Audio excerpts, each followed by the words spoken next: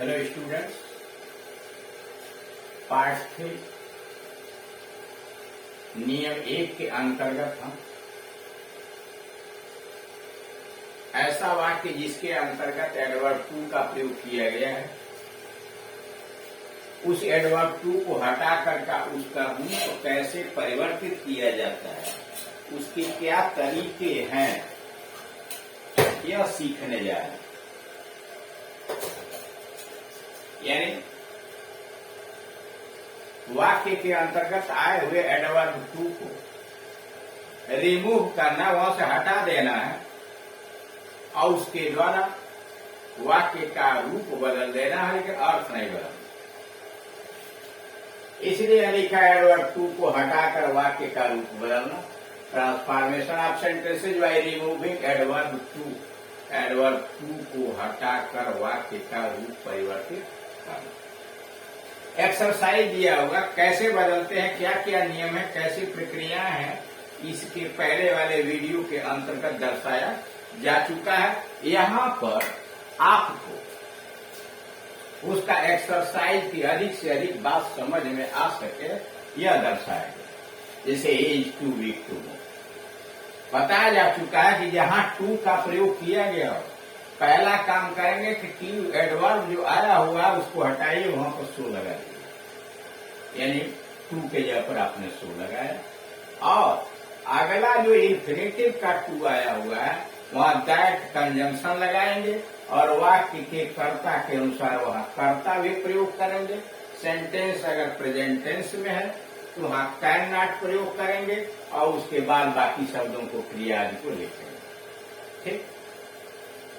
और अगर sentence past tense के अंतर्गत है तो वहां आप कर्ता दैट कंजंक्शन लगा के कर्ता लगाइए और तब कुड नॉट लगा करके क्रिया लिखिए, बाकी शब्दों को उसके पीछे। जैसे यहाँ पर दिया, he is too weak to move, he is so weak that he cannot move.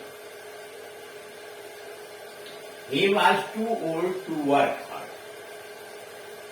तो अब टू को हटाया गया, सो लगाया गया। He was so old that, अब इस ही के अनुसार आपने यहाँ ये लिखा। अगर यहाँ मैन बॉय कोई मैस्कुलिन जेंडर का सिंगुलर नंबर का सब्जेक्ट होता तो आप लिखते, यहाँ कोई लड़की होती तो से लिखते।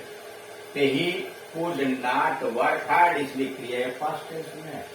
यानी इन्फिनिटिव टू वाले इन्फिनिटिव की जगह पर आपने टू को हटाया और वहां पर आपने दैट कंजंक्शन लगाया और कंजंक्शन लगाने के बाद आप वहां पर टेंस के अनुसार कुड नॉट का प्रयोग किया। अब आइए वाक्य नंबर 3 पर।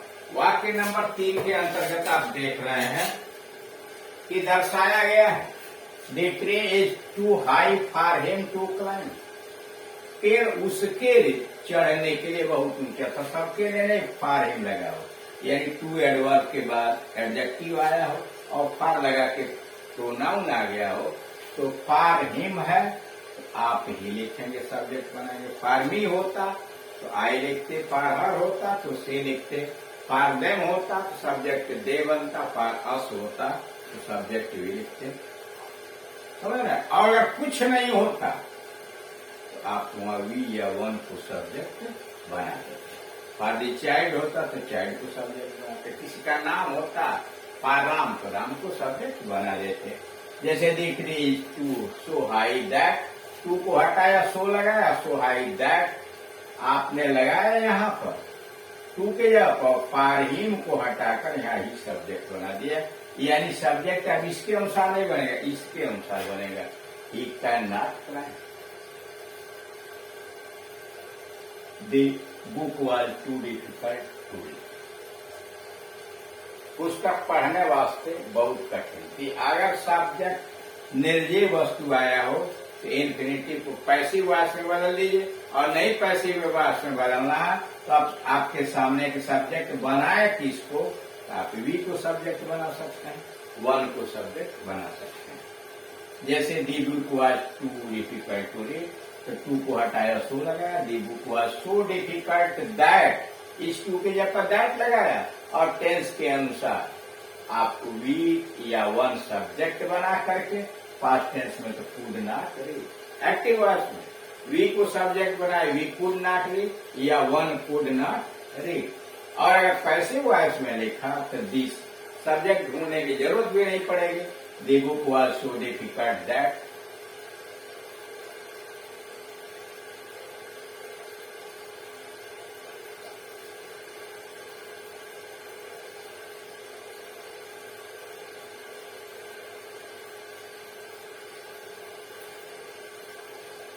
यहाँ देखिए छूट गया, that it could not be read. Passive voice the book was so difficult that it could not be read. Too की जगह पर इस टू के जगह पर सो आया और दैट कंजंक्शन लगाया और इसको पैसिव वॉइस में इसको सब्जेक्ट बना के पैसिव वॉइस में बदल दिया। The sum was so difficult to solve. सवाल हल करने वास्ते बहुत कठिन था। The sum was so difficult that it could not be solved. इसे हल नहीं किया जा सकता था पैसिव वॉइस में। अथवा एक्टिव वॉइस में लिखना हो तो the sum was so difficult that one could not solve अथवा we could not solve. He is too weak to walk. वह इतना कमजोर है कि पैदल नहीं चल सकता, तो टू के जब तो सो लगा। He is so weak that he cannot walk. Present tense में तो cannot लगा। She is too eager for result. देख रहे हैं ना, अगर टू आया है उसके बाद एडजेक्टिव आया हुआ है और एडजेक्टिव के बाद फार लगा करके और बाकी चीजें लिख दी गई हैं, उसके लिए आप टू को हटाइए और वहां पर एक्सट्रीमली लिख दीजिए या ओवर लिख दीजिए। जैसे she is extremely eager for result या she is over eager for result अथवा she is eager for result लिख करके टू हटाकर टू के जगह पर लास्ट में लिखिए बियॉन्ड यहाँ पर लिमिट सीमा से आगे। तीनों बातें इसलिए जानना, तीनों उत्तर है कि अभी आपको एड टू आएगा, यानी एडवर्ब टू जैसे हटा रहे हैं उसी तरह से एडवर्ब टू लगा करके उसको बदलेंगे। अब आइए, the box is too heavy for her to लिव। किसके लिए बॉक्स बहुत भारी है? फॉर हर के लिए। तो the box is so heavy, too के लिए पर सो हो गया। That she can not lift, ये फॉर हर से सब्जेक्ट बना है। सी कैन नॉट लिफ्ट, तो वह उसे उठा नहीं सकता। He speaks too fast to be understood. Passive voice में इंफिनिटिव है, पैसिव वॉइस में उत्तर भी लिखेंगे। He speaks so fast, वह इतना तेज बोलता है that it cannot be understood, इसे समझा नहीं जा सकता। He is too proud to accept any help. He is so proud that he cannot accept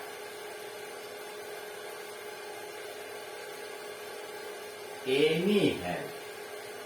He is so proud that he cannot accept any help. वो इतना घमंडी है, स्वाभिमानी है, कोई सहायता वो नहीं देता। ये तो देखा आपने कि एडवर्ब टू को हटा करके वाक्य का रूप कैसे परिवर्तित किया जाए।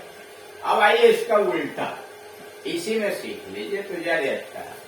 मान लीजिए क्वेश्चन यह हो और हम कहें एड एडवर्ब टू लगाइए, यानी इस वाक्य में he so weak that he can not move, आपको एडवर्ब टू का प्रयोग करना है। तो कैसे? जैसे आपने एडवर्ब टू को हटाया उसी तरह से लगा दीजिए। यानी यहाँ सो आया है तो सो को हटाइए और यहाँ पर टू लगाइए। और जहां कंजंक्शन शुरू है दैट, वहां से लेकर और नाट तक दैट ही का नाट हटाइए और इसके जगह पर टू लगा दीजिए।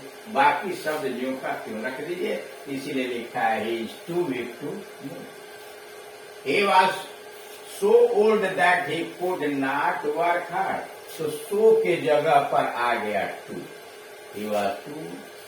अब इस दैट ही कुड नॉट के स्थान पर प्रयोग हो गया इंफिनिटिव का to. He was too old to work. The tree is so high that he cannot climb.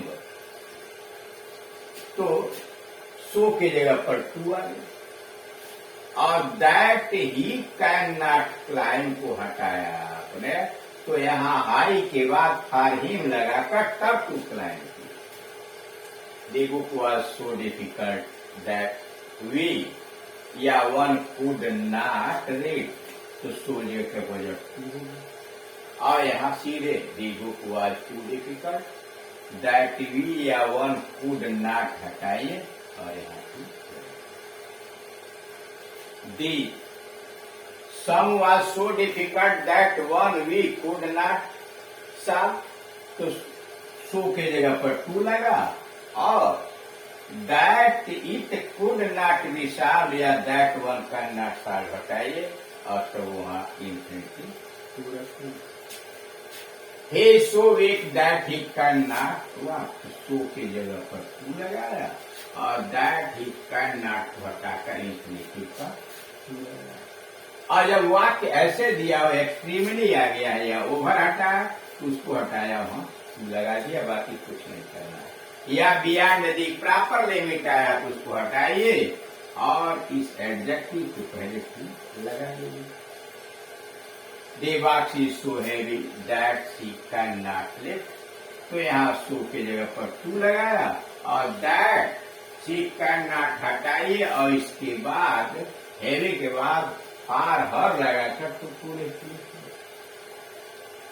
यहाँ पे ही सीख so fast that he can not be understood, so के जगह पर टू हो गया और दैट इट कैन नॉट को हटाइए और यहाँ इंफिनिटी टू जोड़ दीजिए। he speaks too fast to be understood, passive voice में he is too proud to, he is so proud that he cannot accept any help, तो सो के जगह पर टू लगा और दैट ही कैन नॉट हटाइए और वहां पर टू। इस तरह से आप जिस वाक्य में एडवर्ब टू नहीं लगा है वहां आप एडवर्ब टू लगा करके वाक्य का रूप परिवर्तित कर दें। ठीक।